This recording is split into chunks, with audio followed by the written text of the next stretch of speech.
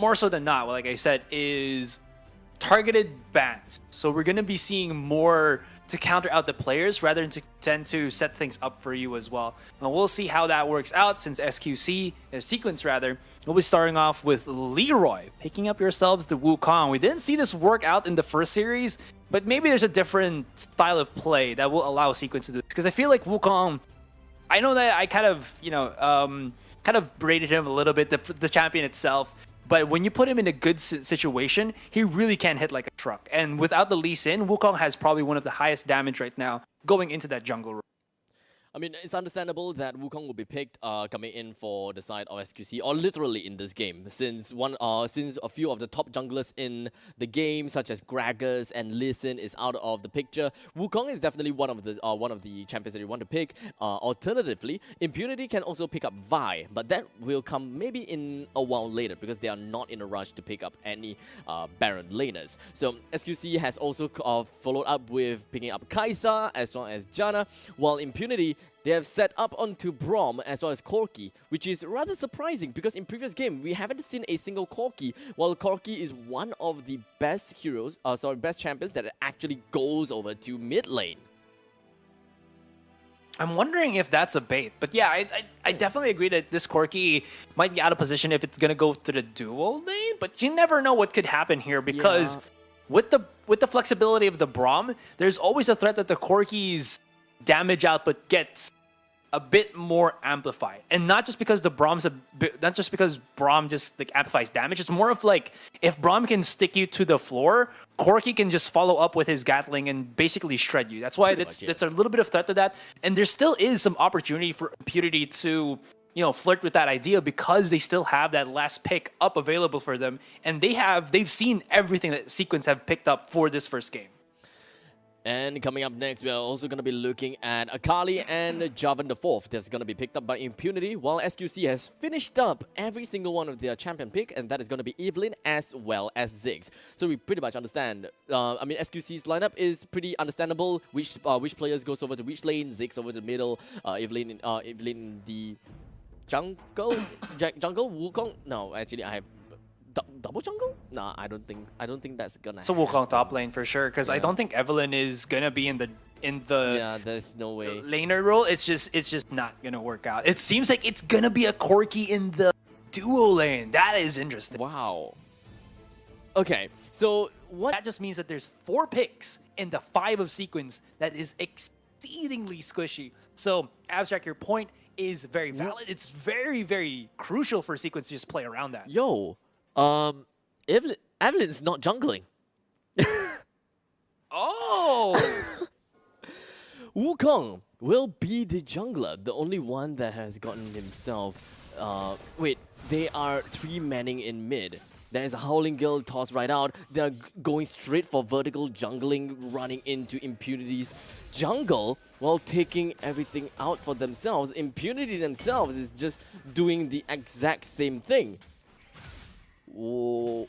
Okay, so we are looking at a pretty interesting start coming in from the side of Sequence and Impunity. They just kind of swapped the jungles around, whereby Sequence, they goes for the opponent's one, Impunity goes for the opponent. Not exactly sure what are they trying to look out for, but that kind of means that we should be expecting a little bit of a lane swap since they are working more of that vertical jungling style action thing going on.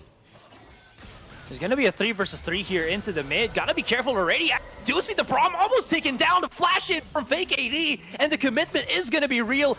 Not done just yet, but there's the double knockup. Janna is proving its worth, but he overstepped his boundaries. The turret went for the fadeaway, and Impunity bring it back with the double.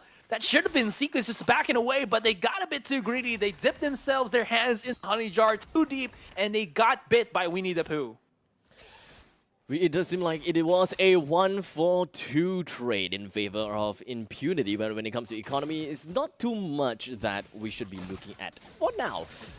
There's still quite some time to work with. Swirl dealing a massive amount of damage with the 5-point strike, and in comes Jim and JW, but unfortunately, the Howling Guild just did not connect onto this Akali. Down right in the bottom lane, everyone else from Impunity is just smashing whatever that they have onto this Ziggs, and off he goes, rocketeering himself out of the Dragon lane. So Impunity has gotten themselves with a total of 2 kill advantage, and they would definitely want to extend this lead as much as possible. So they should be pushing more advances in the bottom side, especially since Corki does not have any help from Janna. This is where I need to also kind of figure out, or we need to figure out what just happened there. One of the things that I did kind of like there from Sequence's play is, first and foremost, that laning Evelynn does allow the Wukong to kind of aggressively take the jungle here, and because of his third skill, I believe giving him a bonus attack speed, it allows him to quickly clear the jungle and have the better threat of the Cyclone compared to the Evelynn, who just will gank and maybe die because of the beefier front lines of Impunity. So I do like how Sequence was able to read through this, but now comes in the tricky part, wherein they're going as a 3-man loop, and they're leaving Cyrez up to his own devices, but I do like this gank coming in from the Sequence.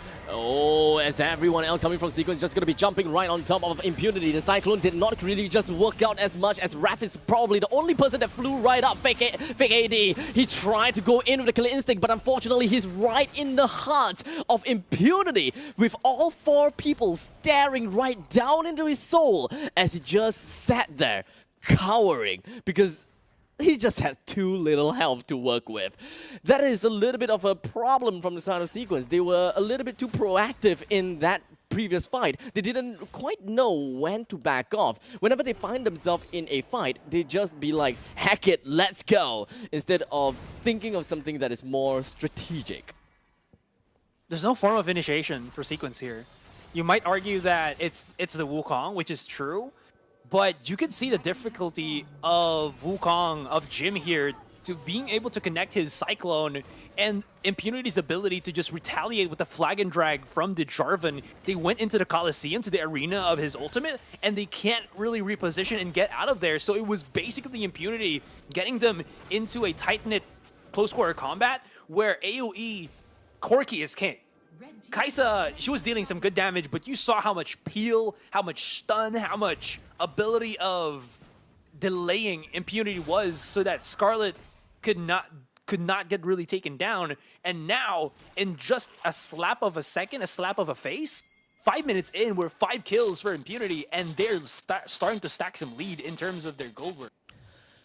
In 4 minutes in, Impunity has picked themselves up with a Mountain Drake, so slightly more beefiness to their lineup, and I think that that is going to be a pretty good one for themselves. I mean, you know, we talked about, you know, the champion lineup. Sequence have a less beefy lineup, while Impunity, they are more beefy. They can deal with the frontline actions from Sequence, but we're just going to hold that thought a little bit. A hookshot is just going to be getting a really good initiation coming from Ares with the hashtag ultimate, jumping right down on fake AD, but unfortunately, look at the damage. Nothing is putting down the Sequence. What exactly is happening? At this point of time, Raph, all alone against the side of Sequence. He gets himself out of there, but unfortunately, the Braum still goes down. He was not able to kind of get himself and skill himself away from all of the members from Sequence, as Swirl jumps right back in and receives yet another kill to himself. And Corki as well. My oh my. What exactly is happening? Impunity is shredding Sequence one after another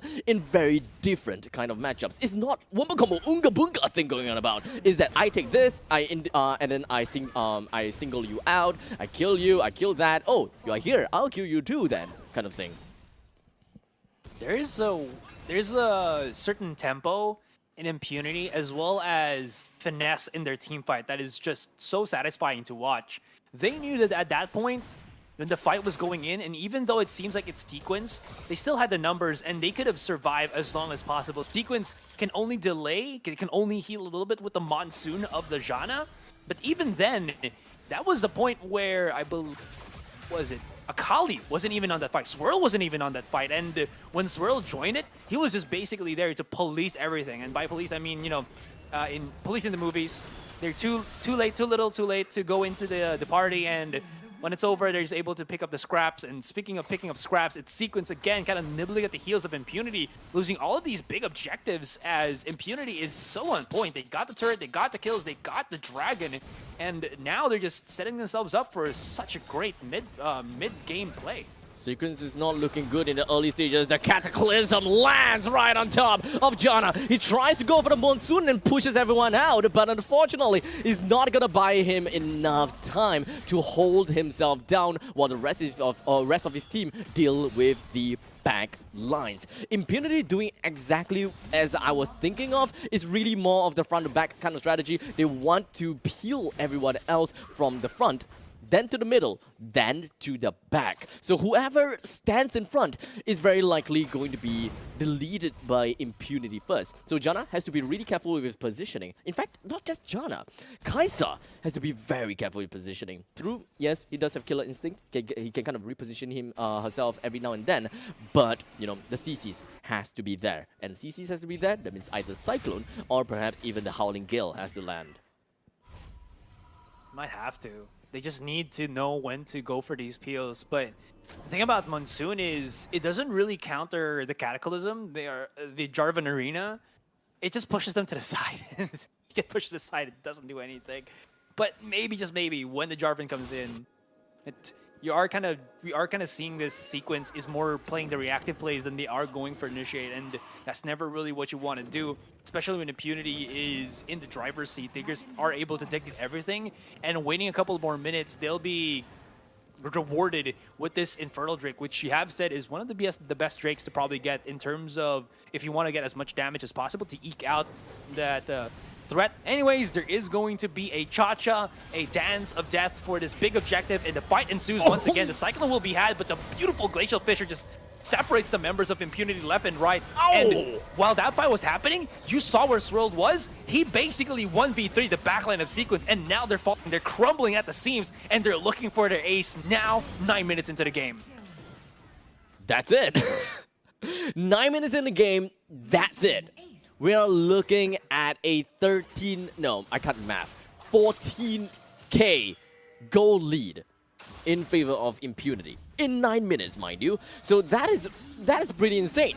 Throughout all of that action, Impunity had Camille all the way to the top lane. I believe that Camille brought down the first tier turret at the top. Impunity didn't really have quite to work with since Camille was still slowly making her way down to the Dragon lane. And thus, it was in some sense a 5 versus 4. Yet, Impunity managed to pull through. They had a complete destruction throughout the lineup of Sequence.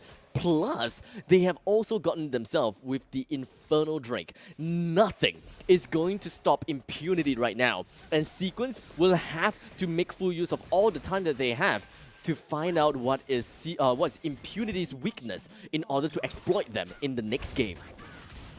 Impunity has a word in their name, which is puny, but that is just like the opposite of what they're doing right now. They're not a puny team. They're a massive team. They're amassing a lead that cannot be mounted upon by Sequence. 14,000 gold lead. Like you said, all the dragons going to the hands of Impunity, and the way that they're just going at this is surgical. Going for that 4-man initiate while Swirled is just in the wayside, waiting for an opportune moment to strike. And once again, they're just gonna have to fight for this Baron. The knockup ensues. There's not gonna be the steal on that Baron, and let's see what happens as Swirl just dives right in. But it seems like the bait, the gamble of Sequence is working out into their favor as they get 3 kills. But check where the other member of Impunity is. That's the Rift Herald as well, and Ares is dealing some substantial amount of damage in this inhibitor turret. That's a free inhibitor turret for sure.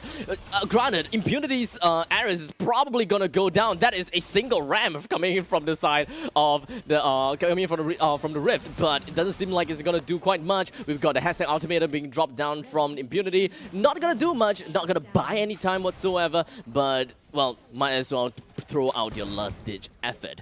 Well, Impunity did manage to get himself with a really nice turret down in the bottom lane, the inhibitor turret at that. So a lot more area is now exposed in favor of Impunity. They can now have a lot more map control throughout the board. It is going to force Team Sequence back behind and just kind of suffocate them from all XP and even gold. You just take a look at how Raph is positioning himself. Just within the brush, waiting for the prime opportunity to jump right in with either Winter's Bite or perhaps the Glacial Fissure and just wipe everyone out. Because based on their goal lead, it should be no problems whatsoever for them to get an easy 4K or even 5K, even though there's only 3 members up here in middle.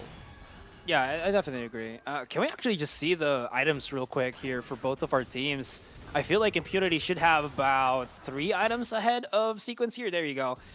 Oh, yeah, let's look at that. This Kai'Sa is still struggling to get her second item out. I mean, you could argue Executioner's Calling is a second item, but you want something a bit more hard-hitting than that. And yeah, it's just not going to be enough damage here for the rest of Sequence. Impunity definitely in the driver's seat, and they have everything up for them. And even look at the build of the Jarvan. Lots of armor penetration, so his Flag and Drag doesn't only set things up, it also softens things up for Impunity to kind of make everybody in Sequence squishy, and so that everyone else from Impunity can just maul their opponent. And this is where you see the ultimates, or it's not the ultimate, sorry, but the items of Impunity kind of start to help each other. Indeed. The items from Impunity is now starting to go kind of out of control. Looking at Corki as well as the jump in the 4th item is pretty darn scary.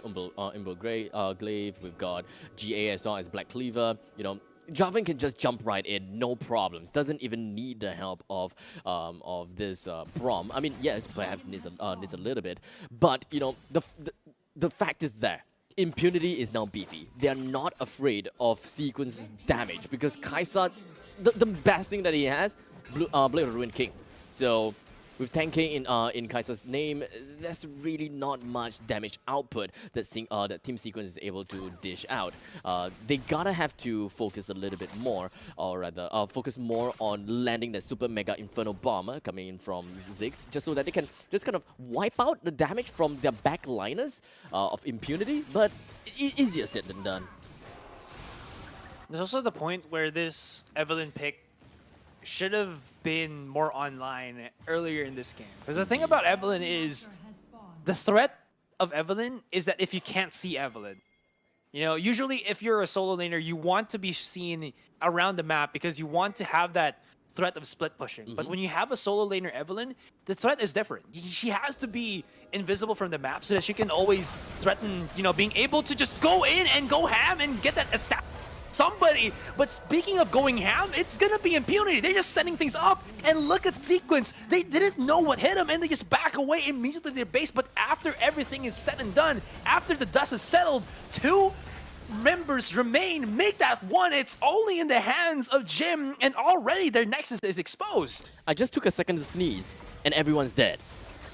I'm not even lying. I took a second to sneeze, everyone's dead, and give me another second, and the nexus is dead. Impunity is taking this game with literally the palm of their hands. They are not gonna give Team Sequence